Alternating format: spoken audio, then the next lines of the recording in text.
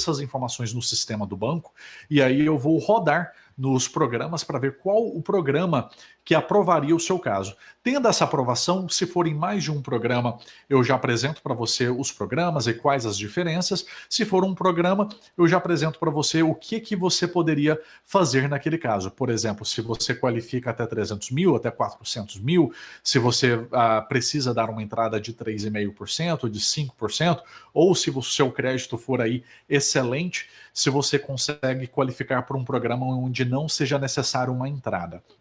Uma vez que nós determinamos essa parte, eu emito uma carta de pré-aprovação. Essa carta vai ter os dados que eu acabei de mencionar, o poder de compra, né? Qual seria o máximo que você poderia comprar, qual seria uma estimativa da prestação mensal, e vai ser uma estimativa porque os juros variam diariamente. Então, uma vez que você encontrar uma propriedade, tiver uma oferta aceita, aí nós vamos ver os juros certos de mercado, os juros corretos daquele dia e trancar os seus juros. Que existem pessoas que a partir do momento que elas são pré-aprovadas, elas já compram uma casa, acham uma casa com 1, 2 semanas, mas tem alguns casos que as pessoas podem vir a comprar uma casa aí daqui 3, 6 meses. Então, como o juro varia diariamente, nós vamos checar quando chegar a época. Outro dado importante é o táxi da propriedade. Dependendo da cidade que você for encontrar uma casa, o valor do táxi pode mudar. Então, por isso que é só uma estimativa no início. Então, uma vez pré-aprovado, você recebe a carta para você poder conversar aí com o seu corretor de imóveis. O Cris vai estar falando um pouquinho mais sobre o pós-pré-aprovação. Agora, duas coisas importantes aí na questão da pré-aprovação. Por que é necessário você ser pré-aprovado antes de você começar a procura da casa?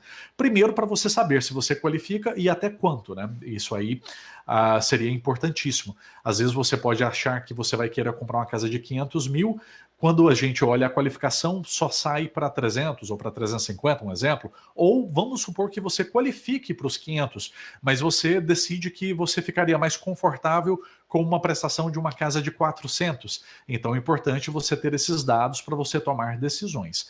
E o segundo dado importante da questão do pré-approval antes de você começar a procurar casas seria porque uma vez que você encontrou aquela casa perfeita, se é uma casa boa, na localização boa, as chances são que várias pessoas vão se interessar e poderão fazer uma oferta. Então, se você for esperar você encontrar uma casa para daí você contactar o banco, mandar a documentação, pode ser que você perca aquela casa, que outra pessoa chegue na frente, dê uma oferta, tenha uma oferta aceita e aí você vai ter que procurar uma outra propriedade. Então, entre em contato para você fazer essa primeira etapa aí do processo. Uma vez pré-aprovado, aí você vai entrar em contato com o seu corretor de imóveis. No caso, hoje nós estamos fazendo essa live, eu, Cristiano Jarbas, o Cristiano está localizado ali na região de Malvern, um corretor de imóveis extremamente competente, além de corretor de imóveis, um grande amigo, e ele vai estar falando agora um pouquinho dele e nesse processo de procura, como vai ser essa entrevista inicial e como que você vai encontrar essa propriedade. Então conta aí para nós, Chris, um Claro, pouquinho. claro. Eu quero pôr ênfase aqui no que você disse, Brian, em relação à pré-aprovação. Eu acredito que no mercado de hoje, a nossa comunidade brasileira está de parabéns, porque ninguém mais procura a casa sem antes estar pré-aprovado. Eles já falam, olha, Cristiano, eu preciso de um pré-approval, eu quero que você me ajude, e daí sim nós colocamos o contato do Brian Salerno, no caso, que eu estou aqui fazendo a live com ele, o banco dele é sensacional, ele é um excelente mortgage broker. Diga-se de passagem aí, né, Brian Salerno, que nós temos aí, de cada 10 casas, nós fechamos as 10 casas. Então, as coisas acontecem com o trabalho aí do Brian Salerno. Mas voltando aqui na questão, quando você já está pré-aprovado, você então vem até ao seu agente, a escolha sua, claro. Eu trabalho da seguinte maneira. Por detrás ali há uma família, né? São pessoas com objetivos, com sonhos dentro da casa, né? E a gente nota que até eles não sabiam as diferenças entre ali o esposo e o marido, ou então os filhos. E é muito importante vocês terem uma lista, é o que eu procuro falando com os meus clientes, de 5 pontos, talvez 3, muito importantes numa casa, que você realmente não gostaria de ficar sem esses itens, né? Ou se é um basement, ou se é um backyard amplo, ou se você procura uma casa, sei lá, com piscina, por exemplo, Não estou falando da localização, mas da casa em si. Então, esses dados ajudam você a estar entrando na casa e sabendo que aquela é sua casa.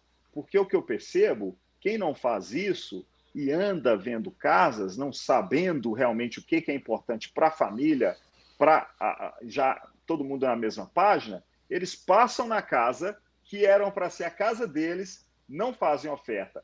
Andam mais em 10 casas e voltam e falam, Cristiano, aquela casa que nós vimos ainda está available, está disponível, e aí acaba que a casa saiu do mercado. Então isso é muito importante, você saber o que você quer numa casa.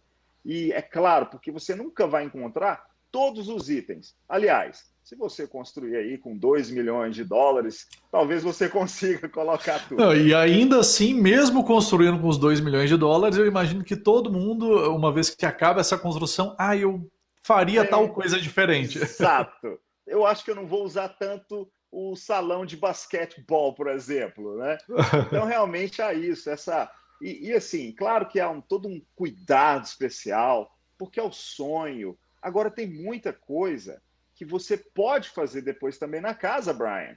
Você, Brian, eu conheço a sua casa, eu sei que você, apesar de sua casa ser uma casa bacana, você fez algumas mudanças. Sim, quando eu comprei verdade. a minha casa, eu não tinha basement, eu fiz o meu basement.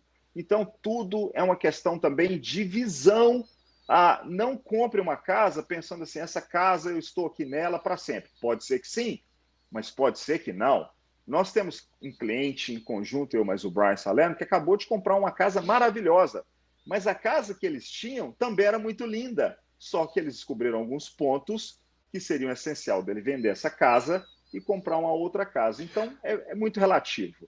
E Muda muito de nesse pessoa para caso desse pessoa. cliente em particular que você mencionou, uma coisa interessante é que eles começaram com uma casa pequena, Correto. reformaram, fizeram da forma que eles queriam, aí agora que eles decidiram partir para algo maior, a família está crescendo, eles venderam a casa, pegaram ali a valorização, pegaram o que já tinham pago e colocaram como entrada na casa nova, que eles compraram uma senhora casa dessa Uma vez, né? senhora casa. É verdade, é verdade. Então, Brian, é muito bom lembrar as pessoas que o nosso trabalho também, como o seu, que é preparação, documentação, deixar a pessoa pronta para comprar, e também ela tem que entender como anda o mercado, como você perguntou.